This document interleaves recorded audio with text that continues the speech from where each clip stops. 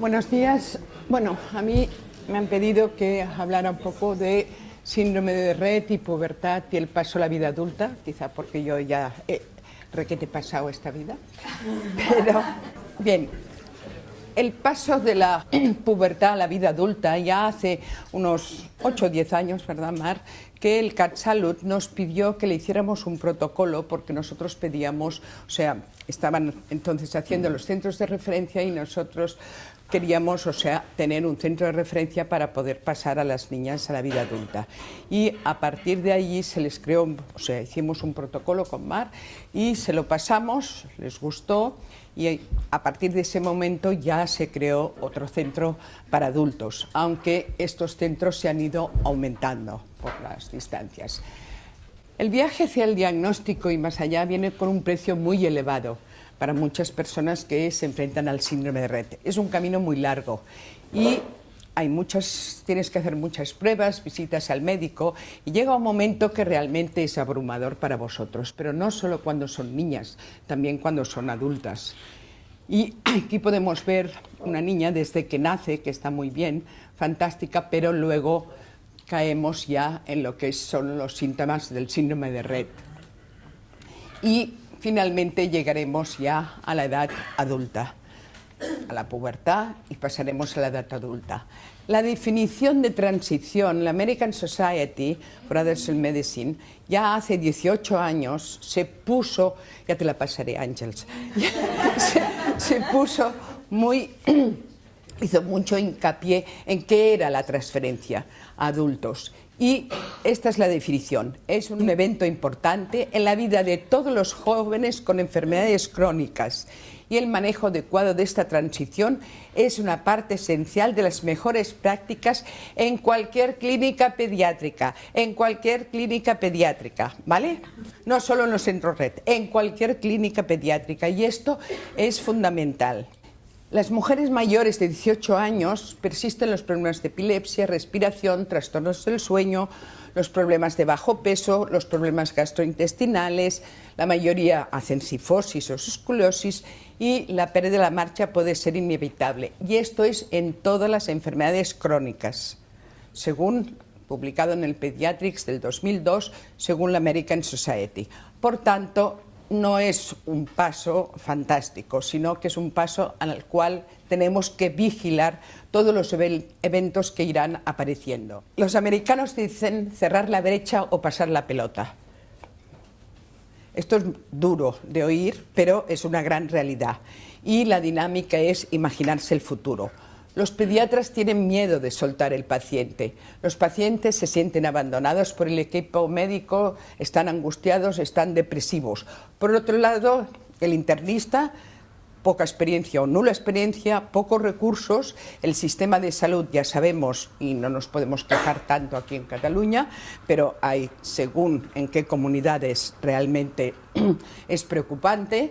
Y los padres pierden el control y hay una dependencia emotiva con los pediatras. Por tanto, necesitan un soporte y unos servicios sociales. El aumento de las niñas Rett que sobreviven a la infancia hasta la adolescencia y de la adolescencia llegan a la edad adulta cada vez va aumentando más. Es decir, yo me acuerdo al principio de todo que habían mutaciones muy severas que sabíamos que era difícil que llegaran a edad adultas. Hoy en día, gracias a todos los cuidados, no solo pasan la pubertad, sino que llegan adultas fantásticamente. Son problemas complejos, necesitan una asistencia multisistémica y continuada, no de vez en cuando. Y lo que es muy importante es la integración con otras especialidades médicas y quirúrgicas de adultos. Es decir, aquí hay un ortopeda, pero que luego un ortopeda de adultos también la pueda recibir, y el de gastro, y ya veremos. Y esto está publicado desde el 2000, o sea, hace 18 años. O sea, no es nuevo, es muy viejo, pero lo importante es que se siga. Las clínicas de especialidades pediátricas han de estar combinadas para los adultos y que se pueda facilitar esta transición. La preparación para la transición debe considerarse como un componente esencial en la atención médica de alta calidad de la asistencia a la adolescencia. Los jóvenes no deben ser transferidos a adultos, sino han terminado el crecimiento y no han terminado la pubertad. Sabéis que en algunos centros pasan adultos ya a los 14 años. En realidad la American Society dice que no, que tienen que pasar a los 18 años. Es decir, tienen que permanecer en pediatría.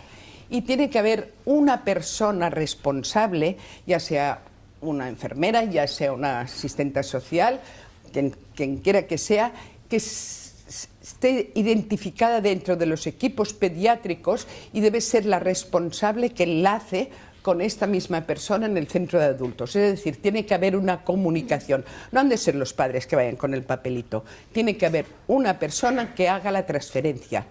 Y los enlaces de gestión se deben desarrollar entre estas dos comisiones locales y se deben consultar a los pacientes cuando son transferidos a un centro terciario. Porque claro, si tú vives en Gerona, que te trasladen a un centro de Barcelona es un poco duro, de viajes para arriba y para abajo, sino que esa persona tiene que buscar cuál es el centro de referencia que pueden atender bien con todas las especialidades en tu hija lo más cerca posible de tu domicilio. Y esto es muy importante, los grandes servicios pediátricos deben hacer lo que es el mapa de la transición. Es decir, no 4 papelitos, no, un mapa de la transición con todo un detallado dónde y cómo ocurrirá la transferencia y a qué especialidades se tienen que hacer esta transferencia. Esta diapo es fundamental y la tenéis que tener en cuenta porque además tenéis derecho a tenerlo. Del neurólogo y del médico de medicina general, los adultos necesitan fisioterapeutas, terapeutas ocupacionales, logopedias. Tienen que seguir con ello, porque si no lo van a perder. Tienen que tener ayuda de los psicólogos, las residencias que sean con experiencia, porque si no son con experiencia no saben qué hacer, y además tienen que tener toda esta lista de especialistas que puedan necesitar ellas ayuda, ya sea la nutrición, el gastroenterólogo, el ortopeda, el cardiólogo, el neumólogo, el dentista, la ginecóloga o ginecólogo, ¿vale? Porque no las lleváis a hacer la revisión, los cuidados paliativos y, es muy importante, la asistenta social y la asociación de pacientes. Todo ello tiene que estar relacionado. Desde las clínicas pediátricas a las adultas, fijaros que en pediatría la nutrición es muy importante, pero es que es más importante en adultos. Es mucho más importante. ¿Por qué? Porque hacen dietas bajas en calorías y además encima algunas dejan de comer cuando se deprimen. La fisioterapia y la terapia ocupacional es tanto más importante en los niños como en los adultos, porque los adultos tendrán más problemas que los niños. Las niñas cuando llegan a edad adulta, igual que la comunicación. Pero en cambio la epilepsia, en la gran mayoría de ellas, no todas, pero en la gran mayoría se reduce. Y esto es una buena suerte. Igual que las estereotipias manuales, pero en cambio aparecen los trastornos del estado de ánimo y sobre todo la depresión. Estas niñas hacen depresiones muy importantes. Los trastornos respiratorios son mucho más importantes en las niñas pequeñas que cuando son adultas. Algunas de ellas dejan de hacerlo. Pero en cambio lo que sí es importante y tampoco las lleváis es al dentista, ¿vale? Yo he visto que me han traído niñas a adultas porque no paran de llorar, pero cuando les abres la boca es una pena porque están llenas de caries que les duelen. Y la revisión al dentista se tiene que hacer y es más importante en las adultas que en las niñas. La asistencia al cardiólogo y la disfunción autonómica. La disfunción autonómica, pies fríos, manos frías, los panadizos y sabañones son muy importantes en las niñas adultas. Les aparecen, yo a veces he sacado un zapato y cuando ves esos sabañones, pobrecitas. Eso se tiene. Y los deportes y las actividades sociales han de continuar siendo las mismas. Tienen derecho a poder continuar haciendo sus actividades sociales. ¿Por qué? Porque las meten, muchas de ellas terminan en la residencia porque los padres son mayores y se acabaron las actividades. La salud ósea es importante cuando son pequeñas, pero es mucho más importante cuando son adultas. Y el dolor. Hacemos luego un apartado, porque el dolor que tienen en la menstruación, los quistes de ovario que pueden hacer, Hay un estudio de los australianos sobre los cálculos biliares y encontraron, no sé si es por la dieta que hacen en Australia, pero encontraron que había un tanto por ciento muy elevado de niñas RED que tenían cálculos biliares. Los dolores óseos, los panadizos. Las niñas tienen dolor, ya lo sabemos, tienen un nivel inferior de dolor que la población normal, pero todo y así duele. Por tanto, poned analgésicos. En los adultos, el contacto y el interés por el medio pueden mejorar. Y esto es muy importante, o sea, nos entienden y contactan mejor que cuando son pequeñas, sobre todo en las primeras fases. Pero por otro lado, la motricidad, la afectación muscular y las deformidades óseas pueden empeorar. Por tanto, si tienen espasticidad, hacer fisio, poner toxina, y algunas de ellas tienen una clínica parkinsoniana. Y, ojo, esta clínica parkinsoniana se puede compensar con dopa, con L-dopa, porque yo lo he hecho en algunas niñas y va muy bien porque compensa su parkinsonismo. El estado de humor cambia, igual que pasa con los adultos que no tienen ningún problema. Y en ellas, ¿qué hacen? Hay un rechazo alimentario, hay un hábito depresivo, no tienen energía, no quieren salir a andar. Si no controlan esfínteres, debemos intentarlo. Es un hábito, señores. Las niñas RED pueden empezar a controlar esfínteres a partir de los 3 años. ¿Por qué? Porque es un hábito. Lo mismo que te pasa, tú tienes hambre a la 1 porque estás acostumbrada a tener hambre, o sea, a comer a la 1, ¿vale? Si te las dan a las 12 no tendrás hambre y si te las dan a las 3 ya te ha pasado. El control de esfínteres es un hábito, o sea que crearles este hábito. Yo no me lo creía hasta que probé hace unos años a una adulta intentar control de esfínteres y lo logró.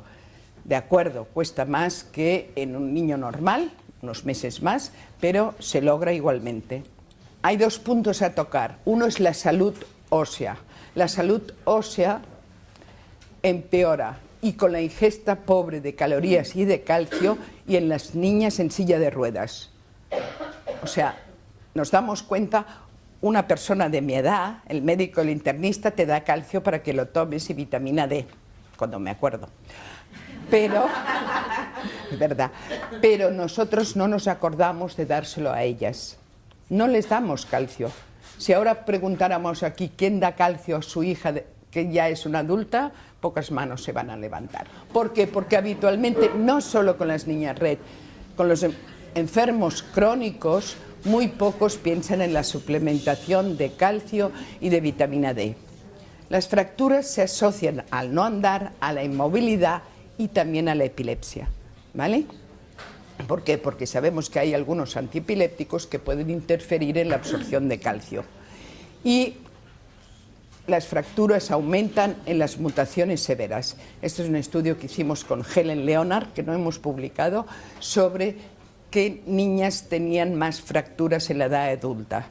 Y realmente había un tanto por ciento de niñas con epilepsia que aumentaba el número de fracturas. Es importante que se evalúe su osteoporosis, que se les haga una densitometría, igual que nos hacen a nosotros. Y también que les miren los marcadores de renovación ósea. Deben tomar esta ingesta adecuada de calcio y vitamina D.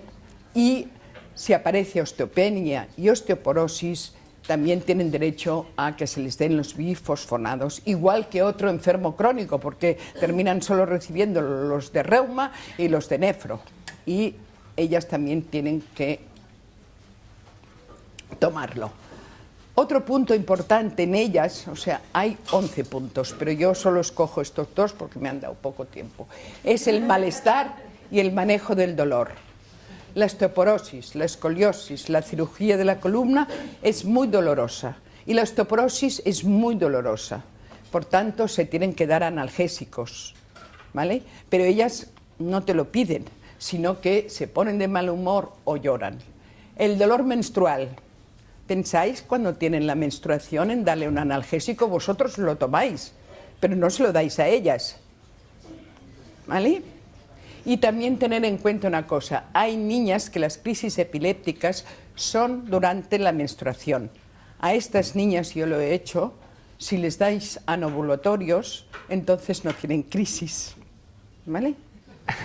Las de llevar al ginecólogo y que le den la pastilla, la antibaby, ¿vale? Y entonces no tendrá la menstruación y entonces no hará las crisis epilépticas. ¿Sí? Esto en muchas enfermedades neurológicas pasa y es muy fácil. Has de convencer al ginecólogo, pero el ginecólogo cuando recibe la carta del neurólogo habitualmente lo hace porque es una cosa sencilla de hacer. Las niñas las tenéis que llevar al dentista cada año, ¿vale? Si no tienen caries, lo que tienen es sarro. Y si una niña normal, que no tiene ningún problema, un adulto normal, se va a hacer una limpieza de boca, ellas también tenéis que llevarlas a hacer la limpieza de boca. Y más cuando mastican poco y babean. Y se ha de revisar a cualquier edad, a las pequeñas y a las mayores, pero a las mayores más. Los pies y las manos frías, hay unos guantes eléctricos fantásticos y unas zapatillas eléctricas fantásticas y evitaréis los paradizos. Y para el bruxismo, porque algunas de ellas cuando son más mayores no hiperventilan pero hacen un bruxismo exagerado, les tenéis que poner protectores como este de aquí, porque si no se llegan realmente a cargar toda la dentadura definitiva. Pensad en el reflujo. Algunas que tienen reflujo, por favor, darles omeprazol o un antiácido, porque si no las pobres, o sea, tienen mucho disconfort. Las tenéis que llevar al ginecólogo cada año, año y medio, a hacer la revisión. Las que toman Depaquine, ojo, porque pueden hacer quistes de ovario y se tiene que hacer una eco. Y pensar sobre todo en los cólicos biliares. Si en vuestra familia hay la hipercolesterolemia familiar, ellas también lo pueden tener, ¿vale? O sea que el médico internista que le mire que no haga colesterol, que no haga diabetes, que no haga hipertensión y vigilar. Las que no controlan esfínteres tienen mucha facilidad para hacer infecciones de orina, porque los paquetes van manteniendo la humedad y también lo que hacen es muchas infecciones vaginales a hongos por la humedad del paquete, ¿vale? Y entonces les pica, están nerviosas, lloran y cuando destapas el paquete te mueres del susto. Las consideraciones a los problemas que se enfrentan los pacientes adultos, las experiencias médicas y la transición a los adultos, el nivel de comprensión de ellas pueden entender mucho más de lo que pensamos, ¿vale? Y lo entienden y te oyen. Y aunque tú estés hablando con tu marido pensando que ella no te entiende perfectamente y luego llora o se deprime. Debemos pensar en su intimidad, ¿vale? Y preservarla. No les podemos cambiar el paquete en cualquier sitio. Ojo, hombre, una niña normal te pegaría un berrido, ¿verdad? Pero ya un adulto... Se deben crear estos equipos y programas para atender a las necesidades específicas de la enfermedad que presenten, ¿vale? O sea, tienen que tener una solución para cada problema que presenten. El aislamiento social de los compañeros de la escuela que se les fueron, porque se terminó su escuela especial, ¿vale? Les crea una depresión, porque claro, tienen que entrar en una residencia de adultos y ojo, no hay residencias de adultos específicas y muchas veces las ponen en residencia de adultos con enfermedades de Alzheimer que aún las deprime más, porque a ti también te deprimiría, ¿vale? Y también este impacto de las limitaciones en el desempeño de las actividades de la vida diaria. En el colegio especial han ido de excursión, han hecho una serie de cosas, cosa que cuando entran en según qué tipo de residencias, si no son especiales, esto no existe. El impacto en el funcionamiento de la familia de ser dinámico. ¿Qué problemas tenemos? Los padres se hacen ancianos y el hermano sano se marcha. Por tanto, su amigo, su hermano o sus hermanas abandonan porque tienen que crear sus propias familias y sienten el fin del cuidado de la vida. Y gracias por vuestra atención. No toco todos los puntos, si queréis, o sea, lo vamos a publicar ahora con Mar, el protocolo que hicimos para el CAT Salud, ¿vale? Con los 11 puntos, pero lo que quiero es dar gracias a Andrés y a Ana por la atención y especialmente por todo lo que he aprendido de vosotros. Muchas gracias.